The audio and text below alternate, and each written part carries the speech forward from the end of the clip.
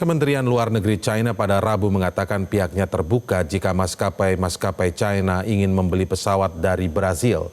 Respons ini menyusul kabar pemerintah China meminta maskapai domestiknya untuk menghentikan pengiriman pesawat dari Boeing. Menjawab pertanyaan wartawan soal laporan media yang menyebut Tiongkok menghentikan pembelian pesawat Boeing dan suku cadangnya, juru bicara Tiongkok Lin Jian tidak membenarkan maupun membantah kabar tersebut. Kabar China memboikot pembelian pesawat Boeing asal Amerika Serikat muncul di tengah perang dagang antara China dan Amerika Serikat. Saat ditanya apakah China akan membeli pesawat dari Brasil, jubir Lin Jian mengatakan Brasil punya reputasi baik di industri penerbangan. China menyatakan siap kerjasama dengan Brasil di bidang penerbangan dan sektor lainnya. Terkait pernyataan Presiden Amerika Serikat Donald Trump yang mengatakan bola ada di tangan Tiongkok, soal tarif, Lin menegaskan bahwa setiap pembicaraan harus dilakukan atas dasar kesetaraan, saling menghormati, dan saling menguntungkan. 巴西是航空的大国，中方重视同巴西开展包括航空在内的各领域务实合作，乐见中国航空公司根据市场化的原则，这场关税战是美方发起的。 中方采取必要的反制措施，是为了维护自身的正当权益和国际公平正义，完全合理合法。中方的立场一直很明确，关税战、贸易战没有赢家，中方不愿打，但也不怕打。如果美方真的想通过对话谈判解决问题，就应该停止极限施压那一套。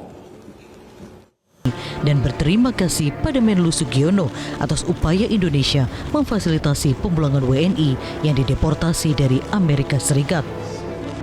Ada 4 poin penawaran dari pemerintah Indonesia kepada AS untuk melobi tarif timbal balik 32% yang dikenakan ke Indonesia. Mulai dari pembelian produk AS senilai 18 miliar US dollar untuk menyeimbangkan neraca perdagangan dengan AS. Lalu, pemerintah melalui BPI dan Antara akan mendorong BUMN untuk berinvestasi di AS. Relaksasi tingkat komponen dalam negeri hingga kuota impor serta diskon pajak. Menko Perekonomian Erlangga Hartarto mengungkap pemerintah sudah menyiapkan proposal non-paper atau dokumen informal yang berkaitan dengan tawaran tersebut.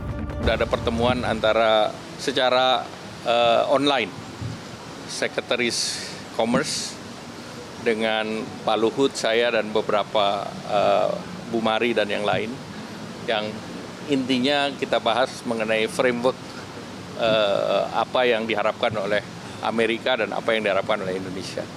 Itu termasuk yang penurunan PPh impor dan beberapa paket lainnya, Pak? Nah, kita bicara secara global dan nanti teknisnya akan dibahas di Washington, dan kita akan bicara dengan beberapa, dengan masuk dengan USTR, dengan Treasury Secretary, kemudian juga akan bertemu dengan asosiasi-asosiasi yang like-minded, yang sependapat dengan Indonesia.